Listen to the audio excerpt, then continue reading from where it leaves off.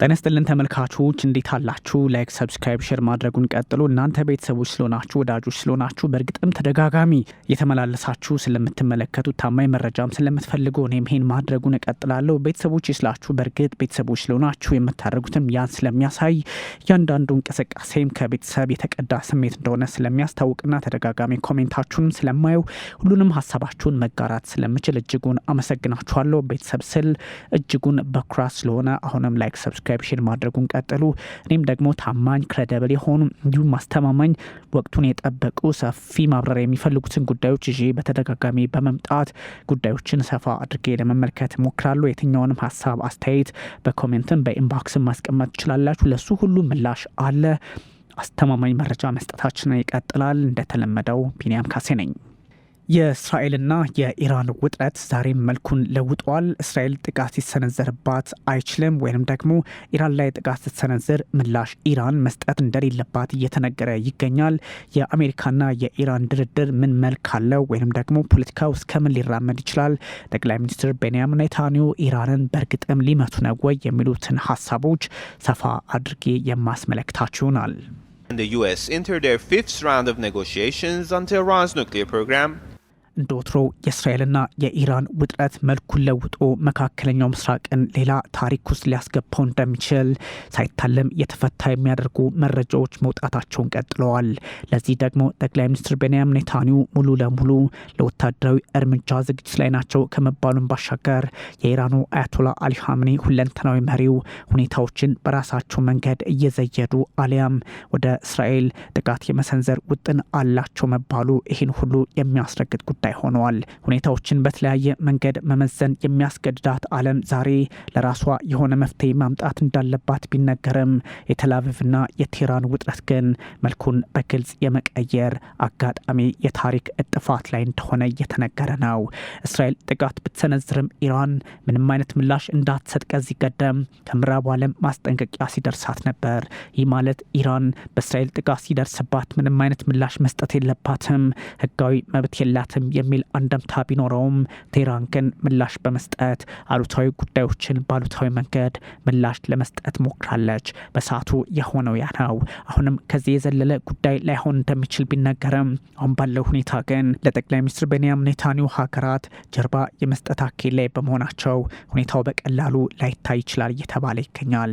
እስራኤል ጥቃት ብትሰነዝርም ኢራን እጅሽን አጣጥፈሽ ተቀመጪ ምን አይነት ሀሳብ ነው? በእርግጥ ስጋቱ ለእስራኤል ጭምር ይሆናል። ነገ ከነገ ወዲያ የሚፈጠረውን ለማታውቅ ዓለም እስራኤል ላይ ምዕራቡ ዓለም ሊገለበጥባት ስለሚችል ሁኔታው እንዲሁ በጥያቄ ምልክት የሚያልፍ መሆን አለበት እየተባለ ይገኛል። ብሪታንያ፣ አሜሪካ፣ ፈረንሳይና ጀርመን ሌሎቹም አሉበት። እስራኤል ኢራን ላይ ጥቃት ሰነዝር ቴህራን ምላሽ እንዳትሰጥ አድርገዋት እንደነበር የሚዘነጋ አይደለም። ለዚህ ነው አዲስ መረጃ በዚህ መልክ ይወጣው። አሁን ደግሞ እስራኤል ጥቃት ካልሰነዘርኩ እያለች ባለችበት ሰዓት ጥቃት ሰንዝራ ኢራን ላይ ጉዳት ብታደርስ ኢራን ምላሽ አትስጭ እንደሚሏት በግልጽ የተቀመጠ ነው።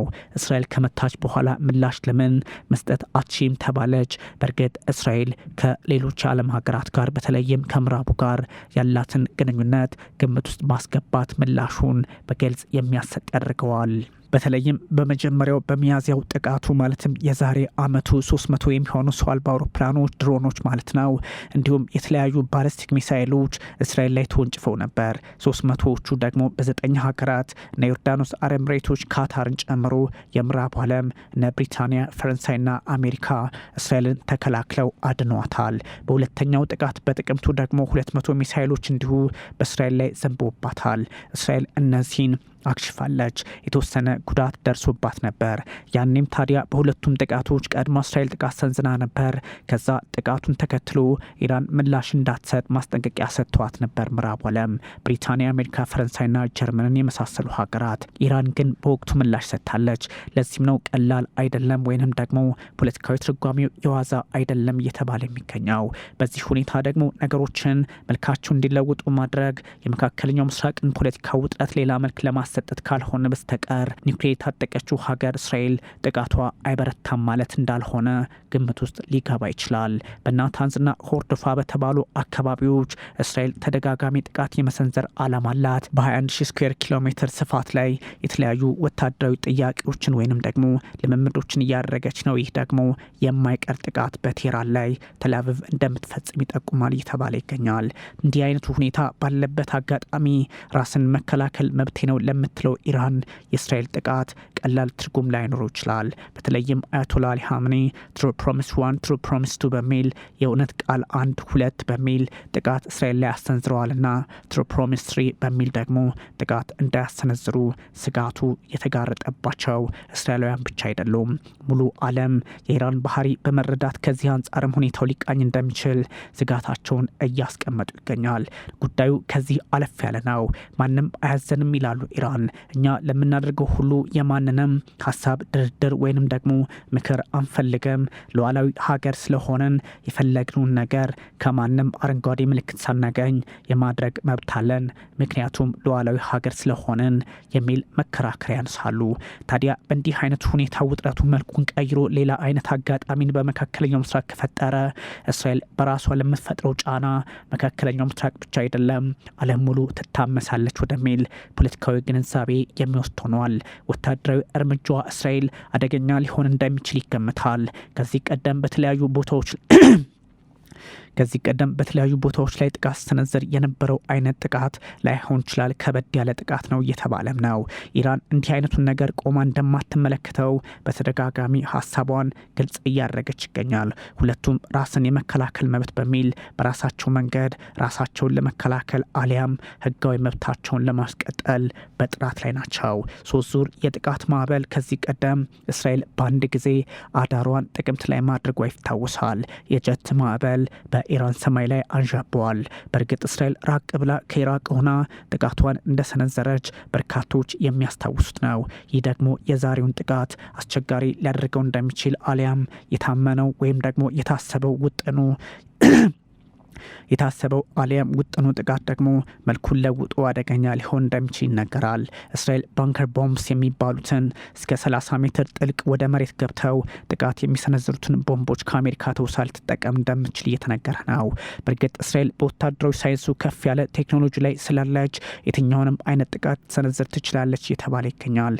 ሁለቱም ራስን መከላከል ሰልፍ ዲፌንስ በሚል የሄዱበት ያለው ርቀት የኒውክሌር ጦር መሳሪያ ግድድር ውስጥ እየከተታቸው መጥተዋል። የኢራን ጦር በአሁኑ ሰዓት ማንኛውንም ነገር ለማድረግ አሊያም ለሚመጣው ውጥረት ሁሉ ሙሉ ዝግጅት ላይ መሆኑን መግለጹ ነገሩን ውስብስብ ያደርገዋል። የኢራን አብዮታዊ ዘብ IRGC ኃይል ከቅዱስና ሌሎች ኃይሎች ጋር በመሆን እንፋለማታለን እስራኤልን እንዲሁ እጃችንን አጣጥፈን ነገሮችን ዝም ብለን አንመለከታቸውም በሚል በግልጽ አቋሙን አስቀምጠዋል። IRGC አብዮታዊ ዘቡ የመጨረሻ የሀገሪቱ ጠባቂ ከመሆኑን ባሻገር የአያቶላ አሊ ሀመኔን ቡራክ የተቀበሉ ጥቃት ከማድረስ ወደ ኋላ የለም። እሳቸው ካሉ አሉ ነው። በIRGC ግንሳቤ የአያቶላ አሊ ሀመኔ ሀሳብ ይፈጸማል ነው ነገሩ፣ አሊያም ቃላቸው ይፈጸማል።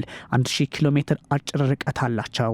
ያ ማለት ከተላቪቭ እስከ ቴህራን 1200 ወይም ከዛም በላይ ኪሎ ሜትር ርቀት ላይ ቢሆንም ግን በእስራኤልና በኢራን መካከል ያለው አጭር ርቀት ሾርት ከት 1000 ኪሎ ሜትር ነው። በ1000 ኪሎ ሜትር ላይ መመታታት ደግሞ ራዲዮስም ቀለል ያለ በመሆኑ በተለይም በአሁኑ ዘመን እጅጉን ቀላል በመሆኑ የሚሳኤልና የአየር ጥቃቱ በሁለቱ ኃይሎች መካከል ከባድ ሆኖ ሊቀጥል እንደሚችል ይነገራል። ታዲያ እስራኤል አሳክታ ወይንም ደግሞ የምትፈጽምበት ጥቃት የፖለቲካ አካሄዷና የመካከለኛው ምስራቅን ፖለቲካ በራስ መንገድ ከመዘወር አንጻር በመሆኑ እጅጉን ቀላል የሚባል እርምጃ ትወስዳለች ብሎ ማሰብ የዋህነት ያደርገዋል። ከወዳጅነት ወደዚህኛው አስጊ ደረጃ ላይ የደረሱት ሁለቱ ሀገራት እስራኤልና ኢራን ዛሬ መፍትሄ ማምጣት ካልቻሉ ለዓለም ፖለቲካም ጫና የሚፈጥሩ ይሆናሉ።